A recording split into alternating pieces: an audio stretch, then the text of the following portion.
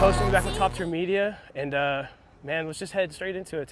Give us the update on Bass Bandit. What's going on so far right now? Yeah, so I'm stoked to be back here in lovely Arkansas at the newly rebranded Ozark Music Hall. Last time I was here was with Levity, and yeah, it was cool when they called me back to come back. I was stoked, and this time they wanted to properly brand it like Bass Bandit. You know, the alter ego is Bass Bandit. Disco Cowboy is my original like main name, and I play, you know, a lot of like a lot of cool shit, house music, disco music, funk music, but the Bass Bandit, I love playing bass music too. Yeah. And so creating that alter ego was so fun to get to express myself in another way. And so it's done well here because obviously Arkansas loves bass music. So. Yeah, Levity said it themselves after you opened up from last time, and they closed. They're like, look, Arkansas deserves bass shows. And here we are again, and you're opening for crankdat. Yeah. Crankdat, my OG. bad. The OG, yeah. OG. And I was checking out some of the music from him last night, and I was like, holy shit, this is his song. Like, I nostalgically remember some of his music, and I was like, okay, that's pretty tight. Yeah. What's it like opening for like an OG? Like, and people that are just, you know, madly successful in the EDM scene right now. So it's an honor. I've got to open for a few bigger artists like that, and it's always like, it's a little nerve-wracking for sure, but the bass community is so open and receptive of everybody that you kind of like, I feel a little bit more at home. Like playing in the house community a lot, it's a little snobby. There's like a deep culture in house music. It goes way back, you know, since the late 70s. You know, bass music's pretty new, you know, in that scheme. Bass music's been around for 20, 30 years, but not as long as house music. And there's like a deep culture in house music, and people turn their nose up to shit. You know, like there's a lot of like scenester, kind of like, that's posh, you know. The bass community is like, they don't really give a shit who you are, what you are. If they fuck with the tracks you're playing, they fuck with you. Right. Like big time. And so it's cool to come here and get to just like express and do my thing. And I'm very performative. I go hard in the paint up there on stage. I can agree. And the bass, I can agree. Yeah, and the bass music really allows me to do that, and especially these shows, because these 360, like me being on the floor format is crazy. Because normally you're up on a big stage, and the production's wild, and people are so far from you. You know, so I might be going crazy, but it's a little, you're like watching me from afar. The last time I was here, and then this time tonight, people are from me to you, from me to the rail. And so like when you're seeing the sweat pouring off me and the intensity, the veins popping out of my neck and shit, screaming, it gives me like a superpower. And the lights are all like behind me. So like you're not really paying attention to the production, you're paying attention to me as an artist. So it's super cool to get that emotion and feeling across. And I could feel it last time I was here. People were like, not a lot of people know who I am when they come to these. They're coming to see crankdat. They're coming to see Levity. But you're giving them an experience for them to like remember 100%. You. Yeah. I had so many people after Levity show that were like, bro, we had no idea who you were. I sure as shit will not forget you now. And they were like, bro, like your set was insane. Like people were like, you took us on a journey. I felt like I was like emotionally going through it with you. And I was like, oh, we were. Like we were. So do these smaller shows lead to bigger bookings, or how does that work for you? Are you able to like capitalize completely off of these and be able to go to other places because you're good and you're marketable, or is that because like there's a lot of DJs that, especially here in the Arkansas scene, that just don't know what it takes to be able to take it to the next step. The music's good, the sound's good, but it's like, is that how it works for you? Or? So I've been in the music business since I was 18 years old. I'm 33 now, so that's 15 years. That's a long time. Like full time. You know, I was a touring musician, gigging musician, like bass player in touring bands for a long time. And then now I've been working for a company in Jacksonville, that's where I live in Florida, since 2018. And we produce music festivals, we manage artists, nothing big and famous, just stuff, you know, high quality stuff around Florida, the Southeast, and around the world. But it's taught me a lot too of like, I managed for bands, so I understand all the work that goes behind the scenes, the marketing, the branding, you know, the release timing, the funding of it. And so it's been great. Like, you're right. Like so many artists And DJs, I have people who throw shade at me because I haven't been DJing that long, and they've been DJing for 10 years, but all they do is they're good at DJing, and that's it. And I'm like, that's a tiny piece of the game now. Like, so much of the game is social media, you know, which I don't love doing, but it's a part of it. You got to do it. It's a game. You know, your branding, like your content, your you know, like your release, like we used to tell bands that I would manage, if you spent $5,000 on the album, you better spend $20,000 marketing it. So what good is it if nobody hears it? The facts. But that leads into my next question is like, how do you feel about things like pay to play and like Ticketmaster and you know, kind of handpicking people that they want to bring up? Sure. How do you feel about that? It's the nature of the world, you know. It's not like, would I love it to not be that way? Sure, but that's just human nature.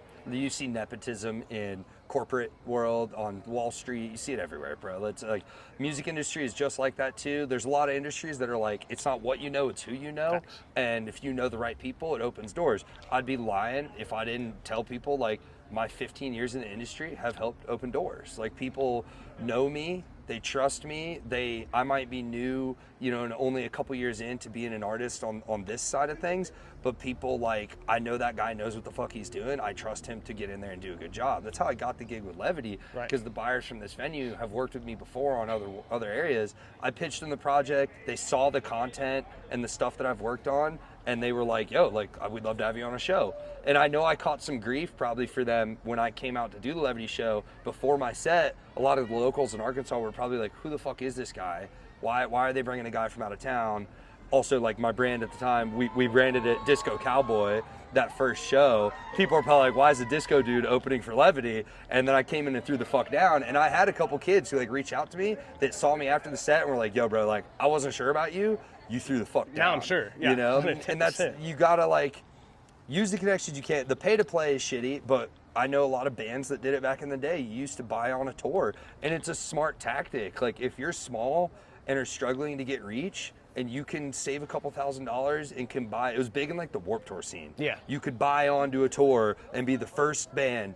But bro, if you could go play 40 shows opening for a, you know, Mayday Parade or some bigger band, and you played in front of 300 people a night, 1,000 people a night, dog, that's a win, you know? That's like, a definite win, because you got to think about the click algorithm, even if 100%. You're going to spend that money on marketing, because it's like, it's about 10 cents for an actual human being to like actually click on your shit. So if you're like spending thousands of dollars and you have at least 3,000, like, let's say 1,000, because I've paid to play before. You know, I'm not going to lie to people. Yeah, for sure. So like, but it's more active in the hip hop scene, I feel like, than in other scenes. Oh, but for sure. You heavy know, in the hip hop scene. Very heavy. But you know, if you spend $1,000 and there's 800 to 1,000 people at that show, then it was kind of worth it, because those people have to listen to your 1 to 5 tracks. Bro, 100%. And they have to, and so I think that in a sense it works, because everybody pays to play, even if you're paying a headliner, you're buying the venue, spending gas money to get there. It takes flights. money to make money. You know what I mean? And what I would always tell artists that I manage and fellow DJs and people who are looking to me now, like, bro, how did you get this successful? I'm like, yo, if you get paid $500 for a gig, most of the time I'm spending all of that, if not more, on the gig. I'm bringing a videographer, I'm bringing a lighting designer, I'm spending it on advertising, like, because like what I would always tell my bands that I manage too is like, yo, every fan, like real fan you gain will come buy tickets, will buy your album, will buy merch. Like, it's you can't even like really put a number on like what that fan is worth. It's unrealistic. It's like a lot more than you think. A real fan. Like, so if you got 5 real fans, 10 real fans a gig, because I used to tour manage in some shows, like we'd play in, you know, Kansas or in Utah to 60 people, and we'd barely make any money. And the guys would look at me like, why are we doing these shows? I'm like, yo, the 12 people that bought your merch tonight and like loved your shit, those 12 people are gonna ride with you. And that like is an intangible thing. It's hard. Everyone wants to put it into like the value right now. You have to look at it long term. You have to look at, and like you said, the click ratio. Like, now your next post has 12 more people that want to engage with it, comment on it, share it. Dog, it's you know, you got to put effort in, and that means put money in a lot of the time, you know. The effort that it took, how much time and dedication did it take for you to be able to be good on the decks and confident? I picked it up quick in the sense that I've been a musician for a long time. Right. I understand music, I understand waveforms, I understand all that. I just needed to learn the tool. It's like an instrument. You're manipulating sound just in a different way, but that's what you're doing, you know? So once I got good with the tool and understood like that, I was good at mixing, but I still didn't understand the craft and the culture like I do now. Right. Like I've gone to a couple of festivals. I was just at Desert Hearts, which is a big house and techno festival in July in Arizona, and that taught me so much about like, I watched 2-hour techno sets that blew my mind, that I'd never seen people play like that before. 4 or 5 channels the whole time, like crazy mixing. And it taught me like there was more of like a culture to it of like, oh shit, like there's ways to play, there's levels to it. I got into like being able to play sets quickly, but I've gotten so much better from going to more shows and taking from more people, and also like not putting yourself in a box. Like all I do is play tech house, all I do is play bass music. Dude, I know how to play 10 different genres. Like I have so much music in that USB. I could go play a techno show, a drum and bass show, a dubstep show, you know, a house show, a disco show, and playing all those different genres teaches you so much about how to be an artist, and then you take that back to the genre that you want to present to the world. I'm not saying go like this push man's your spitting brand. facts right now. Yeah, dude, I mean, you're spitting you straight know, facts. If your brand is techno, I'm not saying go play like disco all the time, but like it don't hurt to like know how. The comfort zone thing. Yeah, push yourself outside of it. We used to do it, and when I grew up playing in bands, learning all the covers and playing bar gigs taught us so much, because you learned all this other music from like, whether it was a reggae track or southern rock or blues or bluegrass, right. You learned all these different styles. And then when you went back to write and play your own music, you were like, damn, like I've got this, like I've got more knowledge on music, you know? So I try, and some people just like only play house music, and that's great. But I think you can broaden your horizons, you know, and learn from all these other genres. There's something to be said. If that many people are getting down to it, even if you don't fuck with it, I fuck with it in some way. I'll take something from it. The music never dies. Fuck no. Have you heard of Richard Finger yet? Yeah. What do you think? Well, first off, who do you think it is, and what do you feel about his music? Oof, I can't even tell you who I think. Or they could be a they, them. I can't tell you. Yeah. It could be anybody. I can't tell you. Yeah, and I mean, it could be like there's an artist named Claptone. There's like 3 of them. It's the guy who wears a mask, so there's always, you don't know who it is, but there's like 3 of them. Man, the music is nuanced. It's very it's cool, man. It makes me think about music. It's like perplexing, and I love that shit. I love stuff that makes me like look at it in a different lens. Like, oh damn, that's fire. Like It is. You know what? To me, it sounds like band lab samples that no one would ever fuck with, and they throw them and they're like, this is fire. Made it a thing. Yeah. That's what I feel it is. Facts. I love that. Hey, I listen to Richard Finger a lot now. Hell yeah. And even those 10 tracks that he has, I'm like, yeah, I gotta play this one. Damn, and this one. It's been a long time. I need to dive back in there. Yeah, on some Richard so Finger, he dropped bro. another one with Smokeland, and then Tate P also has stuff too. Dude. Yeah, so and the whole scene. I still think blowing up. Ravenspoon and Tate is Tate P, but you know. Really? I love both of them. They're I've great. seen Ravenspoon a few times. Oh, Boy, yeah. slaps. We all love Paul. Paul's great. Paul is a very That's his name. humble. Yeah, Paul. He's very humble. He comes to Wakan a lot.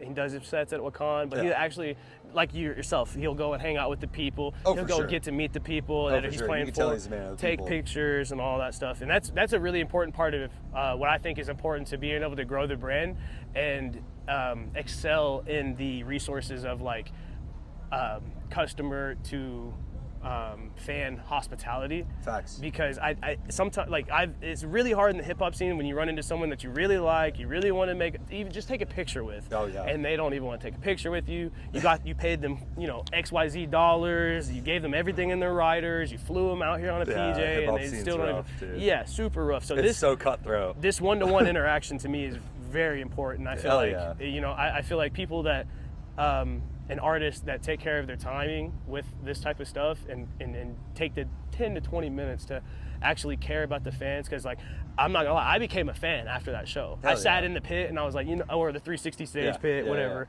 And I was like, you know what, this guy's throwing down. He's got disco lights coming from his fucking head, and he's putting on a show. Let's fuck with this guy. Hell yeah, and, dude, I appreciate it. You reciprocated the damn thing. So I was like, all right, cool. Let's see how far we can go. Well, you do a great job. It was very. You caught me at the afters, and you're just like, yeah, you got a minute? I'm like, I got more than a minute. Let's sit down and chat. A lot of people referred to that one and be like, okay, I see what you're doing, Toasted. So like, hell yeah. Especially with you, because like you coming to the club, coming to meet the people, seeing the setup, I love it, dude. Seeing the actual vibes, because like, to me, a lot of the people that are here, they come from all around. Like, sure. This is for an around. I found that out. Yeah.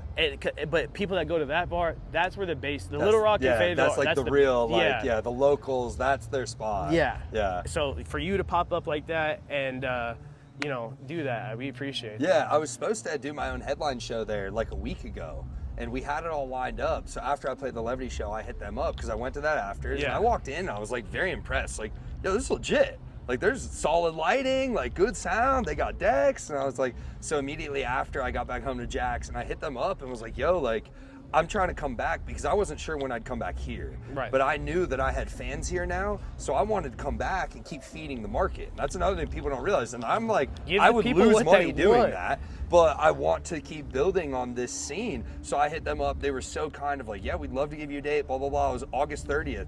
But then, like 4 weeks ago, I got this. Yeah. So I had to hit them up and be like, I'm so sorry.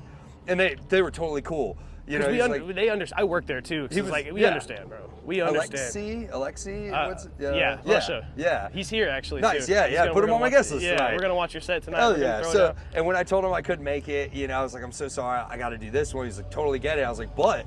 Which is, no one will see this till after, so it's all good. I was like, hey, if you're doing an afters to the show, I'd love to come slide. And he was like, say less. And then we were like, do we put your name on it or not? I'm like, let's just do like special guests, And so I'll show up. And I felt the love that night when I walked in there. So many people were like, yo, it's fucking Disco Cowboy. And it was really cool. It's great to connect with the people, man. The community is everything. Like, without the fans, you have nothing. Like, you have nothing. The music is great.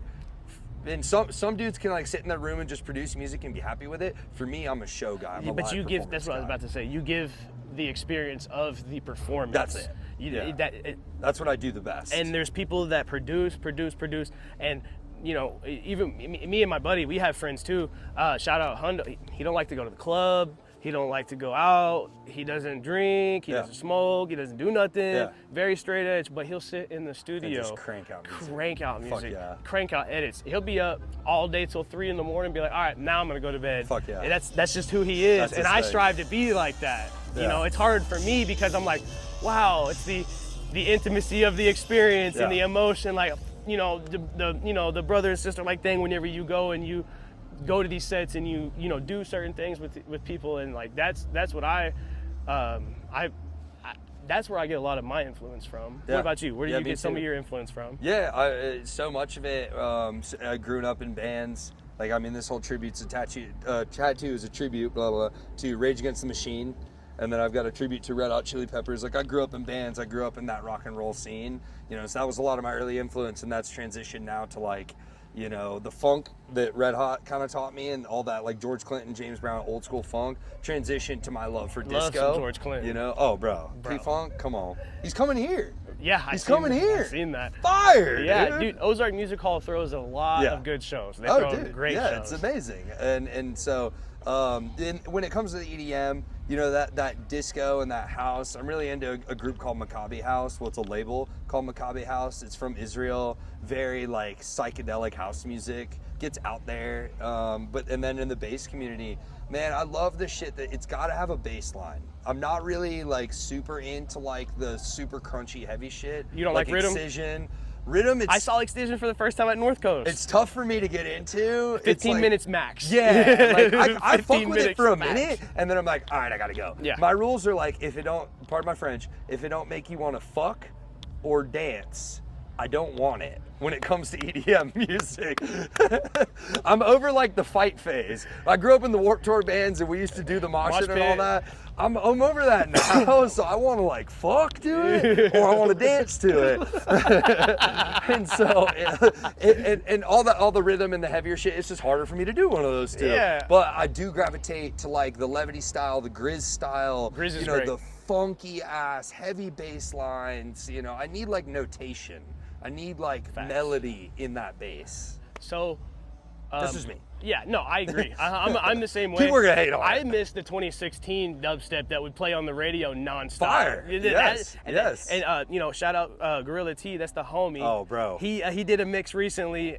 He said 1,000 shares and I'll release it. And I was like, I commented and I was like, bring all the 2000 to 26 remixes back. Booty shaking dubstep. Yeah. Like something that you could crank anywhere and enjoy it. Yeah. And everybody, that to me, like. Because I'm not gonna lie, rhythm scares away the hoes. Like rhythm scares away the hoes.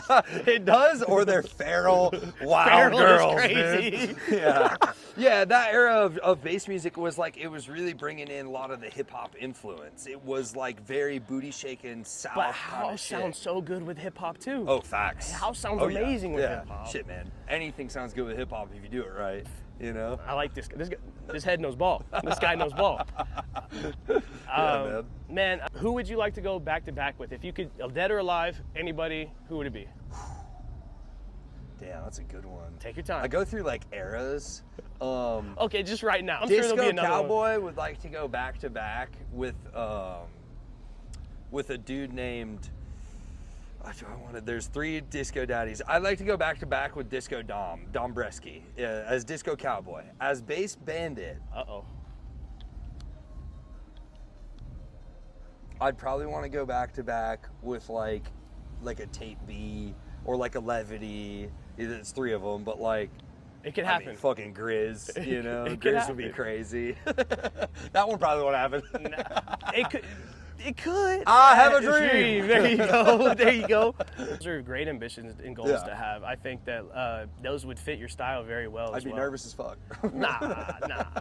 You'd crush. I feel like you'd crush it. Thanks, dude. You seem to be able to handle the heat pretty well. I'd certainly dance my ass off. Yeah, no doubt. They would love me. I might not contribute as much to the set, but they'd be like, I fuck with this guy. I love his energy. So where are we gonna see you next, man? Where's the next few places? So I fly back to Jax tomorrow. I have a big honor. I live in Jacksonville, Florida. Duval, for all those of y'all who know that. And I play the Jaguars home game on Sunday. We have a big amphitheater connected to our stadium, and the Jags picked me specifically, Disco Cowboy. That's huge. To play the home opener. It's the kickoff home opener, sold out. So very stoked on that. And then I've got a couple more shows in Jax. I'm going to, I'll be at Halloween this year. The next like really big stuff is all kind of geared towards Halloween in October. For those of y'all who don't know, Halloween, Sewanee Halloween, full name, is a festival in Live Oak, Florida. Very similar to E-Forest, if you're familiar with E-Forest. It actually came from E-Forest, String Cheese, the host band, just as E-Forest. We love String Cheese. Yeah, I know you can hear me. We love String Cheese, and we love the grilled cheese incident. Cheddar is named after String Cheese. I have the Bacon for Life pin right here. Oh, fire. Right here. I won it at Frick Frag Blackjack. Fire. Let's go. Love Frick Frag. Shout out Frick Frag. We have to come play some hands when I'm dealing, man. Oh, dude, I would love to. I would love to. I won, who was it? Dead Mile 5 signature on this anime chick. This dude held it up in the pit, and a house set too. Like he did it. Yeah, and he signed it. He's like, fucking give me that thing. He signed it, and the kid came to bed it at Frick Frag. That's insane. I put my first beat board that I ever had and made my first beats on. Damn. Up for like a bet. Little MIDI board? No, it was a Trigger Pro. Oh, like an old school. Yes. And wow. And I put the Trigger Pro up there, and I was like, look, this is what I got. He's like biting his nails. Damn, He's that's like, awesome. All right, fine. And he lost, and I felt bad. Yeah. I felt so. His homies were like, they looked over, and they seen, no way. He was gone. He already got up from the table. He was out of there, and I was like, you know what? Bring your homie back. I'll give him my board, but he can't have the signature back. Yeah, it's the name of the game. That's crazy, dude. All right, one fun Frick Frack story. My homie at Halloween, he robbed Frick Frack. Oh man. In it was a joke. Like he's like showed up like robber like under the table, and everyone just went with it because it's like that's the whole nature of Frick Frack. It's like, the acting. We're like playing a like cosplay like game, you know, this weird wacky woods, and it was the wildest thing. People like pretended to chase him through the campgrounds. And he had like a sack of goodies. He brought it all back to Frick Frack. That's awesome. Dropped it all back That's off. awesome. Yeah, it was great. Yeah, that's so cool. Yeah, I was sitting right there. I was like, what is happening? What like, is we weren't sure if it happening? was real or not real, and then you realize it was a joke. But I'm gonna have to ask her about that and be like, yo, do you remember that time you got it robbed was at Halloween? yeah, facts. She loves Halloween. Yeah, it's a good one. Damn, I'm very sad that they're not there. I have mixed emotions about it, but shit changes. It's all good. I feel the same way. Yeah. You know, everything happens for a reason. Yeah. It's probably the same reason why we, you know, you were like, okay, you know, so it's fine. I gotta come see Wakan, man. Y'all's neck of the woods. That shit gets down. I will be there for Wakan. I will be hopefully dealing at Frick Frack. Nice. Yeah, Wakan, I asked Stranger, dude, he's the man. I watched him at North Coast too, and I was like, man, you know, bro. this is the only person him and Daily Bread were the only ones I really, really wanted to see. Have you got to meet Daily Bread? Daily Bread, bro. That's my guy. You got to meet him? No, that's my guy though. I love That's Daily my kind of bass music. That trippy, weird, sexy shit, dude. That's that shit. You like, all right, what am I gonna? You know what, Daily Bread. Wake up in the morning, you're playing Daily Bread on the laptop, and you're starting the day. That's absolutely. And it's the same type of music. You can end the day. You can be the middle of the day. Like that's all-time music. Of course, Toast loves Daily Bread. I thought I was the only bread man. I'm not the only bread man. No, I love when chicks be at, like, I saw them at Hula, like, or maybe it was this another Swanee Fest like a year or two ago. This girl had a baguette and was just bashing herself in the head with it, eating it. And I was like, I love this. These are my people. It's almost like the spaghetti thing with temper. Facts. Lettuce with lettuce. We've literally had to put a sign on the table at Frick Frack, no spaghetti. We're not betting spaghetti noodles. And we still have leftover noodles. And anything you want to plug in or shout out before we let you go? I'll have some music coming this fall. I'm really working hard in the studio next few weeks to get a couple singles out. Probably by Halloween is when I'll drop all of them in like an EP. EP? I'll probably release them one by one and then have it all come out together. Hey, and then smart. I'll be doing a whole ski tour. I'm a big snowboarder, so I'm doing a bunch of shows through ski season around the country. I've seen that you traveled a lot too. Yeah, you enjoy it a lot. I definitely love getting out on the road. So I was like motivated myself this year. I was like, man, I love snowboarding almost more than anything. So let's go book a bunch of shows. So I got 2 in California. I have some in Colorado. Trying to get some in Utah. So if you're out snowboarding this year, you might be able to find me, skiing or snowboarding. Sorry, find me playing out and about, and then just gearing up for next year. It's gonna be a big one, man. I really feel like shit's starting to climb. I just gotta get music out. Hopefully we'll see you at the Black Box soon, man. Yeah, absolutely. Fire. A lot of the homies that came down here from Colorado, they be working there. So that venue is amazing. They'll see this. Yeah, hell yeah. Well, shout out Black Box. Bring me to it. Thank you for having me. No, it's a pleasure. Any time, and I'm sure we'll have an update in the future, man. Oh yeah, For sure. Absolutely. Good to see you, brother. Always. Thanks, man.